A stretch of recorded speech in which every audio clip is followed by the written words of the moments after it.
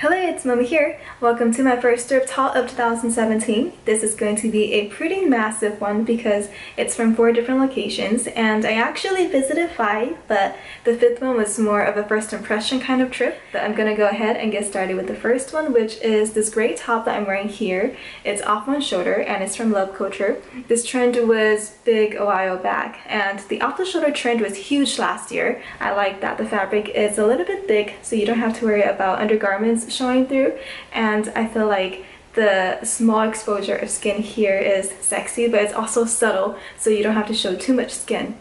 The next top is this lace tank top from Topshop. I was in a rush to get out of the store that day, so I didn't realize that this is a size medium, so it's a little bit loose on me, but if anything, the problem that I'm gonna have with this is more with the fabric, because this type of lace fabric is the type that sticks together. I'm probably going to have to constantly fix the top when I'm wearing it, but it's also fitting for the hot weather that's going to be coming up.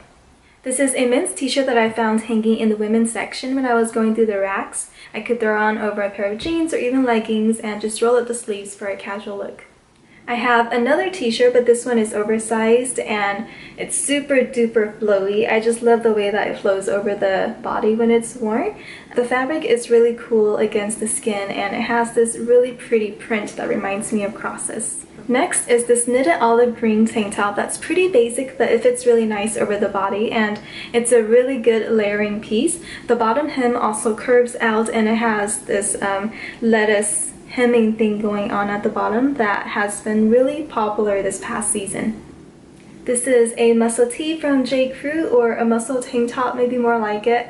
It's pretty basic, just black, and the back has a little bit of a pleat for an extra detail. I have another t-shirt, but this one has a quote on the front, and it says, "Head over boots for you." It's a size large, and it was the boot part that drew me to it because I'm such a huge fan of country. Next up is this sweater from Keds. I feel like it's been such a long time since I bought anything with a graphic print in the center. I used to wear a lot of t-shirts with graphic prints in high school, and my mom would always make fun of me because she says I would always go for kids clothing, or I would look like a little kid wearing them because I'm so small already. But this one doesn't clash with everything that's going on around it. The stripes and the color blocking at the bottom just fits in really well with the heart in the center. The last shirt that I have is this knitted top. I'm pretty sure the neckline is supposed to be worn this way, but when I was trying it on, I noticed that it also looks really cute when it's off the shoulder like so. Now, because it's knit, it's really stretchy, so I'm going to take in the seam at the top here a little bit so that it's not slipping off my shoulders when I wear it, and that plus this little ruffle thing going on at the neckline makes this top look really dainty when it's worn that way. I'm going to move on to dresses now, and the first one is this maxi dress by Simply Vera.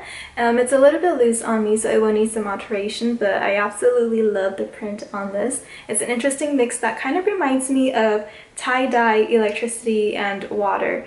The waistband stops abruptly at the center here, but by doing that, it draws attention towards the center. And I also noticed that it has pockets on both sides, so pockets are always good. This one is by Conrad, and normally if I saw this hanging on a rack or even on a mannequin, I probably wouldn't go for this because it's not really my style. The cut is very modest and very ladylike, and surprisingly this one fits me perfectly, so I don't have to make any changes to it. When I see this, I think of springtime and garden tea parties. I thought this one had a very interesting mix of colors with the black lace overlay and the pastel green color behind it. You don't usually see green and black put together. The side zipper is very stubborn and it refuses to zip, but when I have it on, at one point it even split open, so I'm going to have to get that fixed before I can wear it. This one is similar to the previous dress, but it's a little bit more sweet looking. It has cap sleeves and a boat neckline that opens up a little bit wider, so it shows a little bit more of the collarbone. The back just dips into a v-neck, and the bottom just flares out like so. I don't know why I picked up so many of these dresses this time around. This is another sweet looking dress. The bottom layer of the skirt actually has this tulle that makes the skirt a little bit more poofy, and speaking of which, this is by Disney, and the tag says Cinderella, so I don't know if it was part of a Disney Princess or Cinderella collection, but it's definitely something that I can see a Disney character wearing. For outerwear, I picked up this cardigan that kind of looks like a coat, but it's a knitted version.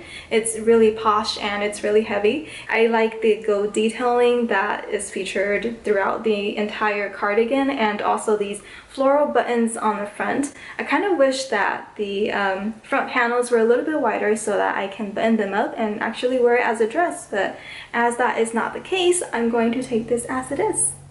This is a long open cardigan or vest. It has these flaps at the back that kind of reminds me of a coat, and it's actually pretty heavy. I've been eyeing a lot of pieces online that look like this from shops like Boohoo and maybe Lulu's too, so I'm really glad that I stumbled upon this one. The last outerwear is this coat by George. I don't have anything like this, and this one was actually new with tags. I love that the color isn't too crazy and it's really thick and warm and cozy. The hood is detachable, and this is a medium, but the waistline has a string that you can use to cinch in the waist, so it can be made to look fitted. We're finally at the bottom of the body, and the first item is this pair of distressed denim shorts. I didn't notice that the pocket sticks out a little bit like this. I was never really into the trend, so I'm glad that it doesn't stick out too much.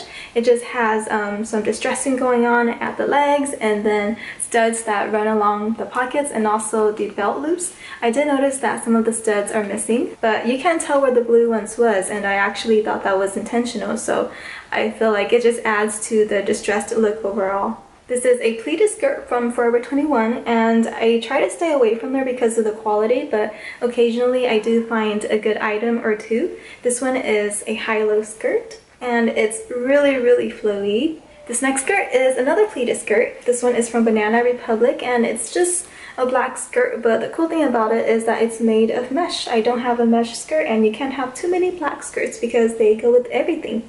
This next one is another black skirt, but it's made of velvet, and it's a maxi skirt. Velvet is still really in right now, and because this is black, I can see it with a lot of cute tank tops, especially since the weather is going to warm up. You don't really have to put a lot of effort to dress this up.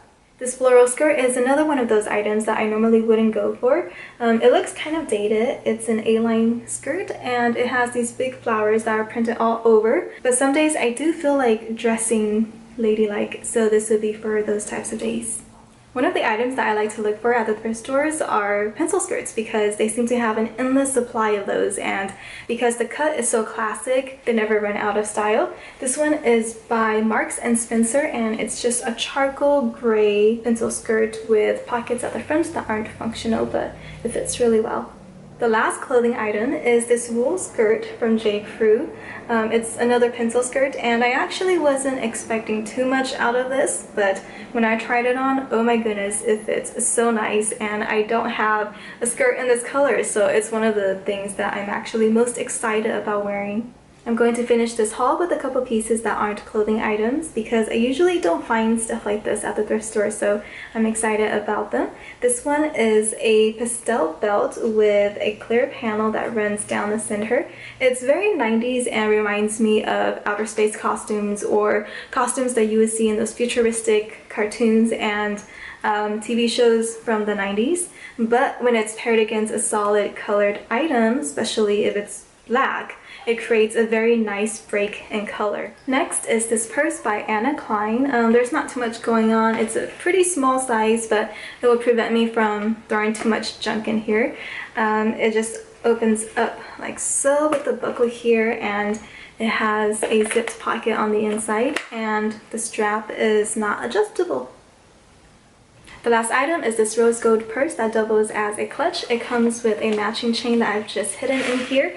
The chain is also detachable, so that's also an option. It's very metallic and glam looking, but at the same time really girly because of the color. Thank you guys so much for watching. This is the biggest haul that I've ever done, and my voice is shot, my curls have gone home, and you can see all the items just slowly starting to pile up beside me. I hope you guys enjoyed, and as always, like and subscribe for more videos, and I will see you next time. Bye! The flow makes me want to fly like the sparrows that's printed on here, and yes, I do get corny sometimes.